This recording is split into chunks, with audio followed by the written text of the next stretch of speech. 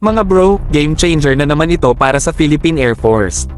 Inaprubahan na ng United States ang isang napakalaking $5.58 billion fighter aircraft deal para sa Pilipinas.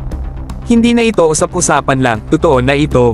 Isang major leap forward para sa ating depensa habang patuloy ang tensyon sa West Philippine Sea. Ayon sa State Department ng US, kasama sa deal na ito ang pagbebenta ng 20 F-16 fighter jets at mga kaugnay na kagamitan. Isa itong napakalaking hakbang upang lalo pang mapalakas ang seguridad ng Pilipinas bilang isang kialay ng US sa rehiyon. Malinaw na gustong tiyakin ng US na may sapat tayong kakayahan upang depensahan ang ating teritoryo laban sa anumang banta.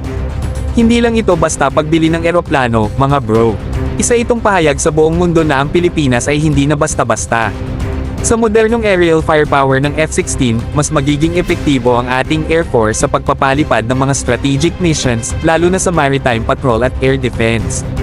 At dahil sa advanced technology ng mga fighter jets na ito, kaya nitong lumaban ng patas kahit sa mga mas malalaking air forces sa rehiyon.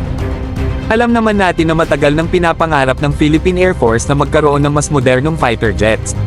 Ngayon, unti-unti nang nagiging realidad ito. At kung titignan natin ang direksyon ng ating defense modernization, kitang-kita na seryoso ang gobyerno sa pagpapalakas ng ating depensa, hindi lang para ipakita ang puwersa kundi para tiyakin ang kaligtasan ng ating bayan. Mga bro, ito ang klase ng investment na magbibigay ng tunay na seguridad at deterrence sa ating bansa. Ang mga F-16 na ito ay hindi lang simbolo ng lakas kundi tunay na depensa laban sa anumang agresyon sa ating teritoryo.